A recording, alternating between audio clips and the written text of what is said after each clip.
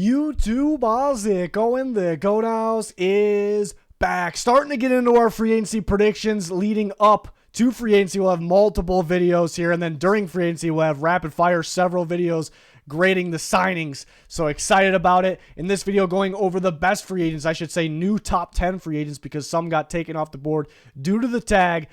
So we're going to have a bunch of these videos, like I said. Make sure you follow us on Twitter for instant news and reactions. Links pinned in the comments for that. Anything else you're looking for, help us get to 100K. Be much appreciated. Almost there. My number one free agent has been Chris Jones all along. He did not get tagged, so he is still here. Favorite landing spots: Chiefs, Lions, Texans, Raiders. Those are probably my favorite landing spots and wild cards there. The Bears and the Bengals. I could sit here and list all the teams that'll be interested in all these players, but that kind of, to me, defeats the purpose and it makes it a little too easy. Because my ultimate goal is trying to get the prediction right, which we tend to do a little bit, but really want where these guys will land, them to be listed on this video, but I also want to try to narrow it down a little bit to make it a little tougher. So that's what we do. Been doing these for a long time, but a little boring with the first one here because I have Chris Jones going back to his team, the Kansas City Chiefs. But don't worry, the rest of this video, we got some guys going to new teams. But next guess would be the Lions or Texans, maybe Raiders would be next. But maybe that last piece the Lions could use to get that Super Bowl ring. Definitely, they have some cap space. Could definitely see them making that move or being interested. But I think a lot of us get the feeling that he'll end up back with the Chiefs. They're already talking about a new deal. They could possibly trade L'Jarius Sneed to kind of clear some space from that tag price, so it's easier to afford Chris Jones. We'll see. Next one would be a big splash in the NFL offseason if Kirk Cousins left the Vikings, went to the Falcons, and that's what I'm going to go with my prediction here. I've been talking about the Falcons for some time. I've been saying, before all the talk, the actual news about the Falcons, it's the Falcons or the Vikings for Kirk Cousins. I've been saying it. And then when they hired Raheem Morris and Zach Robinson, some Rams, McVay tree guys, or Kevin O'Connell was over there who coached Kirk Cousins, but we can fit. That happened, and I felt even better about it. So I've been feeling the Falcons for Kirk Cousins for some time.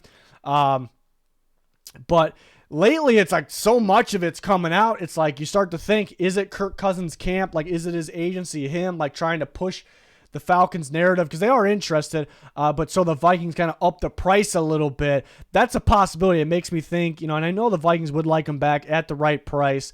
They can't overpay, though, because if you remember at the trade deadline, the Vikings weren't going to trade him, but it came out that Kirk Cousins was not going to waive his no-trade clause because he didn't want to get up, move. He didn't want to leave. He wants to be in Minnesota. He's got good receivers there, good offensive-minded coach.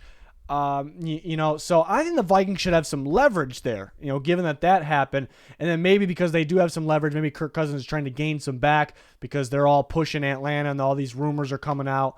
And some stuff that sounds like a little fake, like him and Kyle Pitts have already been talking. Pitts said that was fake news. So it kind of feels like maybe they're pushing a little bit to get the Vikings to raise that price a little bit. Quite possible that makes me want to predict the Vikings, but I have been a believer in the Falcons pushing for Kirk Cousins for some time. They have a lot of cap space. Their roster feels like a quarterback away. And the Vikings, one foot's in on Kirk Cousins and one foot is in on, in the pool of, in the water of, getting that quarterback of the future. So the Falcons could be a little bit more invested here. So I'm going to go with the Falcons. This would be a major splash move in the NFL offseason, but it could be the Vikings. I really think it's between those two teams, but there's always surprises in the offseason. The Patriots, Raiders, or Steelers are teams I would list next, but I'm really looking at the Falcons and the Vikings there for Kirk Cousins. And unfortunately for the Vikings, they have top three free agents. Kirk Cousins number 2 and Danielle Hunter number 3. I mean, it means they had good players, but they're going to have to spend some money to get these guys back, or they potentially could lose them. But Danielle Hunter got quite a few good landing spots. I mean, Brian Burns and Josh Allen taken off the board. Maybe Brian Burns could be had via trade, but kind of increases the want, I guess, for Danielle Hunter.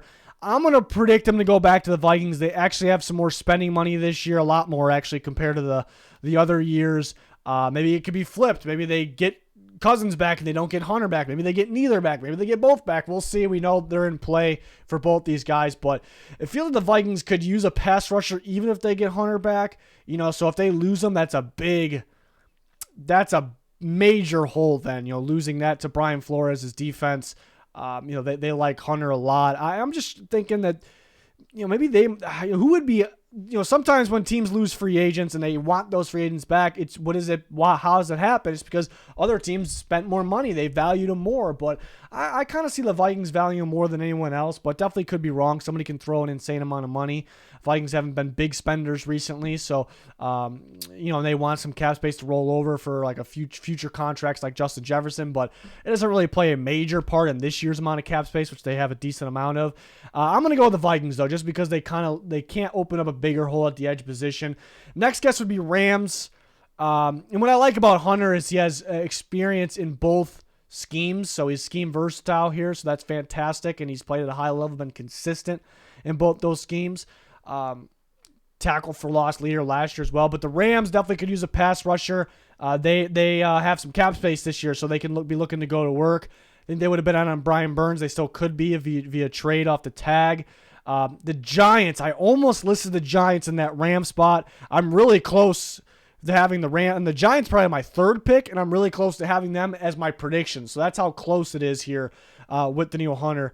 The Giants, and people may say, well, they have Kayvon Thibodeau, Azeez Ojulari. I'd say, yeah, but watch out for them. Going to get somebody more consistent, mainly be a starter to pair with Kayvon Thibodeau. I'd watch out for that for the Giants. Definitely could be interested in Hunter. The Falcons, what if the Falcons suit both top Viking free agents? Possible. They're looking for a pass rusher. Commanders, Dan Quinn needs a big-time defensive end. The Lions, I could see the fit opposite Aiden Hutchinson. And then the Bears as well. They did spend big on Montez Sweat, but they're looking for a pass rusher, and they have a good amount of spending money. I mean, it's tough leaving some teams off here like Seattle, Baltimore. I mean, there's multiple teams here I could put on here, but try to narrow it down. Vikings, Rams, Giants, maybe Falcons. Those are probably the top group. I actually live in Chicago, so I hear the local media a lot, and I hear fans talking in Chicago. And a lot of it, the last month, when people talk to me, the people always like to talk ball with me around here. Like they Bears are getting Hunter is like the talk around here, and even like the radio, the media. So that's pretty interesting. Like they're pretty confident with it. So we'll see if they end up being right there. We know the Bears probably will try to be at least big spenders, and they could definitely get some valuable pieces here. So I'm excited about they're one of the intriguing teams of the offseason, I'd say. Maybe the Texans, the Titans got a lot of money, the teams that can make moves. How about the Giants, though, being an intriguing team? They didn't have space last year. They have it this year. They want to avoid going, back downhill like they did this past year. They want to get back to the playoff, but they have they're a team. We're going to talk about more about them in this video and probably the other videos coming up. They're a team that I think could lose big free agents of their own, but I think they can gain, and Hunter could be gain some big-time free agents. So should be pretty interesting. Another legit top-tier free agent, Christian Wilkins. The Dolphins could not tag him because they're in a struggle financially. If they tagged him and they couldn't get him off that tag, then they wouldn't have been able to do it. They would have to probably remove the tag from, it would have been a disaster financially. So they're letting him hit free agency, and they're in such a bind that I think another team, the defensive tackle position, he can move too. He can move around different spots. Like I've seen him play not just over the guard, not just three technique, but you almost see him play over the tackle randomly, and then you can line him up at nose tackle. It's not a spot you're going to use him a lot, but I've seen him line up in all those spots and make an impact. He's going to hold a lot of value. I think someone's going to outbid the Dolphins, but I did list the Dolphins. I have quite a few teams in the legit landing spots. There's some teams that they're pretty even in chances of getting Wilkins. My feeling today is the Texans. I think a really good option for D'Amico Ryan's defense, a guy that can move around a bit. They kind of need one, a big time. Like I could see them, even though it's a different player, different position, I can see them losing Grenard and getting Wilkins. It's definitely a possibility. Again, just a really good fit. They have a lot of spending money. They know they're further along than people expected. Maybe they expected. So adding this piece can make them that much more legit of a playoff team, like maybe a Super Bowl contender. So I think the Texans do it. It's my feeling right now. But if I had to put a percentage or a chance on it, there's a lot of teams with Christian Wilkins pretty even, unlike some of the other guys. Like Kirk Cousins, 50-50 for me. Danielle Hunter, the top 3 or 4 teams have the high percentage. Even down to the Browns, I think they have a decent chance because they don't have a lot of cap space right now, but they will. They're going to restructure some contracts, which isn't ideal that you have to do that, but they're going to do it. They're going to have a lot of space. But I'm going to go Texans, and I'm going to go Bears. I think the Bears, they do want to focus on offense, but they need another piece in the middle there. Andrew Billings they brought back. He's a nose tackle. He's not an every down guy. They need a guy that can do everything in the interior next to Billings, we'll say. And I think a really good fit for that Eberflus defense, kind of his DeForest Buckner. Remember, he had him in Indianapolis, and the Bears had a lot of spending money. And I don't know if they'll spend a lot on defense because they already kind of spent a lot, and they may tweak that with a contract on Jalen Johnson. And they already kind of spent on Montez Sweat. So maybe they're spending a lot on one player, Wilkins here, possibly. They're going to try to, but that could be it for defense and kind of focus on the offense. They're not that, they're going to sign other players on defense, but in terms of big spending. So I'm going to go Texans, second guess Bears. Cardinals badly need interior defensive lineman. Wilkins would fit with their plan for sure. There's some other teams we listed. I've heard people say the Patriots. Watch out for the Patriots. That makes me want to put them a little higher up the list, but Raiders could be sneaky as well. Texans, Bears, Cardinals is kind of where I'm at. If I had to really, really narrow it down there, but I'm going to go with the Texans right now for a big-time splash signing in free agency here. Next, Calvin Ridley. This is a fun one because Mike Evans got taken off the board. Michael Pittman got taken off the board. T. Higgins got taken off the board. That leaves far and away Calvin Ridley as the top receiver free agent. Next would be Hollywood Brown, maybe Gabe Davis, which we'll talk about him, not in this video, but a different video, but in a second, has to do with this kind of Darnell Mooney. But, I mean, there's a significant difference, for Calvin Ridley, between Calvin Ridley and those guys. It's a big-time receiver. Remember, he was off of football for a whole year. Because of the gambling situation. And I thought he was a little inconsistent last year, but he's still a big play guy that can get open down the field. He can run routes. He fits today's game. Obviously, he's a very good receiver. I think he'll play better even no matter where he goes this year than he did last year, and he was pretty solid last year. So he's going to get a lot more money than you think. And I've seen people, I said that on Twitter yesterday, people were saying, 16, 17, 18 million. I think I could be wrong. I'm not guaranteeing anything, but I think you get a lot more than that. My feeling today is the Giants, but I'm a little hesitant with the Giants because Gabe Davis played under Brian Daboll when he was in Buffalo. That could be the signing there. Cheaper, more, familiar, with that offense. Then they can go draft one to pair with him. So Gabe Davis almost makes me not want to predict because I think still, what are the chances for Gabe Davis? Giants probably, or maybe Browns, but we'll have him in a different video. But that makes me think, maybe they'll just get Gabe Davis and they'll draft one. But I just a gut. Sometimes it hits my gut and I end up being right. Not all the time, but I got to stick with that. I'm feeling the Giants for Calvin Ridley. They've been desperate for receivers. They haven't had a big-time receiver since OBJ. These days, you need 2 number 1 receivers. It feels like the Giants have a bunch of number 3s. In my opinion, maybe some people think that's harsh. Wan'Dale Robinson's fun, slot receiver, a little bit of a gadget guy, a little bit more than a gadget guy if he's healthy. They like him. It's a slot receiver, though.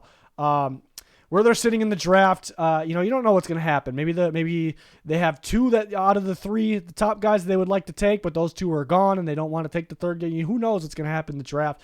And they can get Ridley and they can draft one as well, or they can get Ridley and get Gabe Davis, and they're free to use that top pick on your quarterback or offensive lineman, Brock Bowers, a defensive player. Who knows?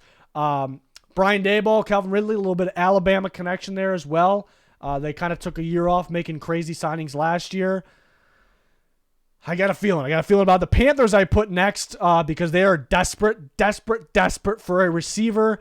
And they do not have a first-round pick. Now they can trade Brian Burns for maybe a receiver or a first-round pick. Or maybe it's not a first, maybe it's a collection of day 2 picks. Who knows? So maybe that could solve it. But, man, that's a little bit of risk kind of waiting for the draft or whatever it may be. So they need to go out and get somebody. If the team's going to overspend, need to overspend, it could be them. But they're a little... I don't want to say limited, a little limited with cap space now because they're going to cut and restructure some more contracts, but they got a $24 million cap hit on Brian Burns, so let's see if they trade him and free up a lot more space. But just because they're so desperate, I got to put them up there. The Jags liked him enough to trade for him, so they very well can get him back. They are clearing a lot of space. Maybe they're gearing up to do it. It's tough not putting the Jags in those top 2 spots. Titans desperate for a receiver. Patriots desperate for a receiver. Bears looking for somebody to pair with DJ Moore. Chiefs and the Ravens are those contenders that could be sneaky if he ends up going for cheaper than expected. If he's going cheaper than he thought, I'm like, I might just go to a contender. Maybe he does that. Just a gut feeling about the Giants right now. But maybe they go Gabe Davis and draft one. That's why it made this a very tough prediction, because I also like that route for them as a high probability of happening as well. So let me know your guys' thoughts on that, where you think he could go. He's going to get paid a lot more than people think, though, so that's one to watch out for. Saquon Barkley, the latest is, one point I'm hearing the Giants very much would like him back, and the latest is get prepared for him to go elsewhere. So I'll predict that. We'll have some fun here. I'll predict that. Tough. Who will actually pay a lot of money for running backs? The Bears haven't really been that. But, maybe Barkley goes for a little bit less than he was looking for, because that's just how it goes with running backs. And then the Bears, they bring in Shane Waldron, who comes from Seattle. He valued not only the running game, having a balanced game over there in Seattle, but having a 1-2 punch. And the Bears, they don't really have anybody. They have young Roschon Johnson could be a young solid number 2, but if they don't really have that the one, let alone a 1-2 punch right now. So I think they're going to value running back a little bit more now that they have Waldron. Make this offensive weaponry that much better for Caleb Williams. So. And they have spending money. I'm going to go with the Bears.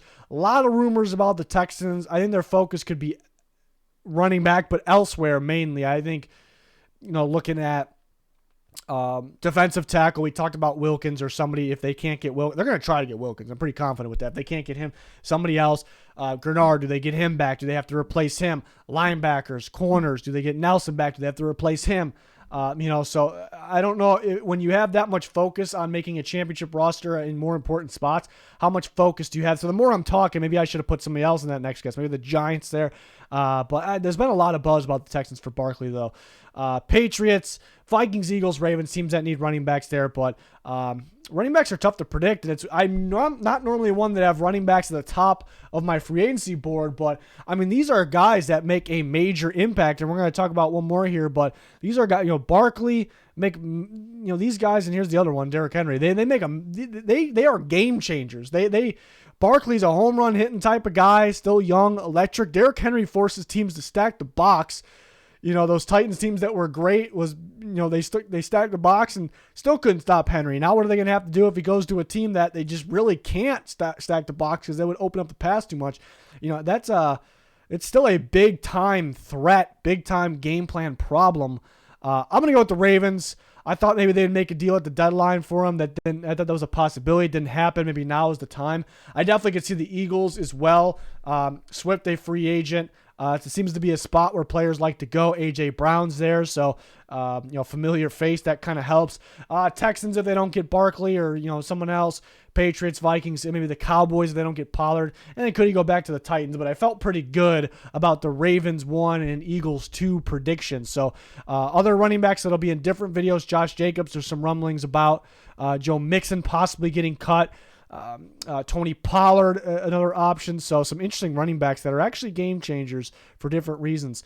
Next, we got Baker Mayfield. So after Kirk Cousins, this is the guy. Then after him, it's probably Russell Wilson. That'll probably be in a different video. I'm going to go with the Bucks. Before it was like sure thing, he's going to go back to the Bucks. I definitely still am confident with that prediction, but things get a little interesting for that next guess. I was like Falcons or Vikings. But I have the Falcons getting Kirk Cousins, so if the Vikings lost Kirk Cousins, could they go for Baker Mayfield? So that was the reason I put them next. But the Patriots looking for a veteran. Maybe the Steelers could do it as well. But I feel pretty good about the Bucks. I feel like they got to value him more than anyone else because he played good for them. They exceeded expectations, with him at quarterback. They got Mike Evans back. They had a connection. It just feels like the Bucks. They have a lot of spending money, so I feel like that is one of the easier predictions. That one and Chris Jones, on the video. Another top tier free agent is Michael Onwenu, versatile young offensive lineman. He can play guard or tackle. I prefer him at guard, but when he filled it in a tackle for the Patriots, he was really, really solid. This is the guy that has. There's all kinds of free agents that have like fits that make me, yes, I love that fit. this is the guy that has so many good fits in free agency, so many good scheme fits. So that's why it's a little tough to predict, but I do feel pretty good about the Patriots. They have a ton of spending money. He's been very valuable, very important, very good for them, whether it's playing guard or tackle. I just think they're going to value him more than anyone else, especially with their spending money, because all those times where offensive linemen leave the Patriots, go somewhere else, there's not the same. They moved him around a bit. Like, teams are going to be going like, like, are we going to be able, where do we want him? Is it going to be, as good of a tackle as when he had to fill in? Like, is there enough sample size? So for those reasons, I feel most comfortable going Patriots, but a really good fit with the Raiders, scheme, playing right guard or right tackle. They need that as well, but right guard would make a lot of sense. Ravens would fit. They need some guards, maybe more likely to get Zeitler back. Titans definitely could use offensive linemen, put him in the spot opposite of Skoronski or put him at tackle. Giants, I think it's a really good scheme fit. A lot of the similarities in terms of blocking scheme from the Patriots. And they definitely could use a guard. I have another guard for the Giants, and that is going to be in a different video. But they could be spenders at that position. But it could be on Onwenu, who's probably going to be the most expensive. Rams could use one, and then the Commanders definitely need to fix that offensive line. But a lot of really good fits, like teams that need that type of player, need that position, have spending money, really good scheme fit, but makes the most sense. The Patriots should value more than anyone else. They have a lot of spending money as well. And then one more for this video. Again, we'll have a lot more, the same video for a lot more different free agents with predictions. But I'm going to go Leonard Williams here, who is a versatile piece that, he can play DN, D tackle. He can stop the run. He can get after the quarterback. He's a little inconsistent. Like one year, it's like, okay, this guy's like definitely a Pro Bowl level player. And one year it's like, he's good. But was surprised by the Seahawks trade too. But that's why it's a little tricky. I was originally going Seahawks. The whole way I was going Seahawks, and they traded for him. They valued him a lot just for a rental. They didn't make the playoffs. They got to get him back, right? Big piece, and they very well can get him back. But the more I think, the more I'm thinking he could go elsewhere, because they bring in Mike McDonald. To me, Draymond Jones and Leonard Williams are the same player in that scheme. Could you make both work? Yeah, because Mike McDonald's a good defensive coach, and those are two good football players. But to me, in that scheme, you're spending a lot of money, because you're already spending on Draymond Jones, who I think is going to have a big break, like a big bounce back year this year under Mike McDonald. Like, you're spending money on kind of the same, in a way, the same type of player in that scheme, where the Seahawks last year, they kind of used Williams as more of an edge guy, and he moved around, but Draymond Jones is more of the, the 3-4 end. So and the Seahawks cutting both safeties, so they need two safeties. They need linebackers so badly, very important to Mike McDonald's defense, and their linebackers are all free agents. They need edge rushers, and Mike McDonald's scheme are going to need to be a little bit more athletic, maybe a little bit more ability to drop in coverage. You need some offensive line help as well. They're clearing space. Same time, they're opening more holes. They don't have a ton of space. So does it make it's a tricky spot, because they traded, it's going to hurt if they lose them after they did that trade. It's going to make that trade an F. It turns that trade into an F completely. So it's like you almost need to get them back. But then if you get them back, it's like you're spending so much on kind of the same thing, where you could have, Draymond Jones, Leonard Williams, where you could have, spent it a little bit more, somewhere else. It'd be a little more important, because you got two similar style players in this upcoming new scheme. It's like almost going to feel forced. So it doesn't, unless they get him back for a really good deal, it almost feels, I don't want to say lose-lose, because getting Leonard Williams back really isn't a loss, but it's not the best situation. So that's kind of gearing me toward away from the Seahawks. I like the Raiders. I like the fit, because they draft Tyree Wilson last year, which I thought like could be I wasn't as high on him as most other people, because I didn't think he was a pure edge guy. And I like that he can move around a bit. And he struggled at first. He struggled for pretty much all of the year, but because the Raiders were insisting him on outside, they played him a little bit inside at the end. Maybe more of that. Leonard Williams, kind of like a similar piece, but different. It's not the same player, but if Wilson's outside, Williams is inside. Williams is outside, Wilson's out, inside. So it's not like where the Seahawks, they're going to have one of those guys stand up and rush between Williams and Jones. I don't love that. So I think it's a good fit there.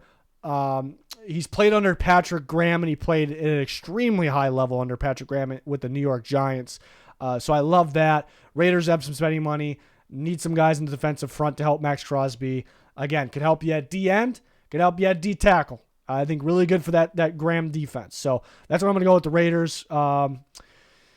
Texans, if they missed on Christian Wilkins, the Lions could be in. I think they need more of a pure edge rusher, or if they're going to get a D tackle, more of just a pure D tackle, because Hutchinson's an edge rusher that actually will rush inside sometimes. So I don't know if I would love the fit with the Lions and make them a better football team. Chiefs, if they miss on Chris Jones, but they like more of the physical defensive end, so they actually can get both if they can find ways to make that happen. Falcons, probably use them as like a 3-4 end. In the Commanders, Dan Quinn needs a defensive end for his defense pretty badly, so not really counting on that one, but that one could happen. Feeling the Raiders at this time. So that's going to wrap it up with my best free agents, other guys that will be in other videos that just missed this cut. A couple other Giants players, Xavier McKinney, but then you got DJ Reader from the Bengals, Tyrone Smith from the Cowboys, a couple of the other running backs, Josh Jacobs, we mentioned him in this video. So a few guys there, but a lot of other prediction videos to get to leading up to free agency. We have instant coverage, news, takes on our Twitter. Make sure you check that out. Links pinned in the comments for that. And check out our sponsors, GLD Shop, Liquid IV. We're almost at 100K here on YouTube. Appreciate you guys' support very much. We have a bunch of free agency and draft content on the channel. Check it out. More to come. That's going to do it. Thanks for watching. Goodbye.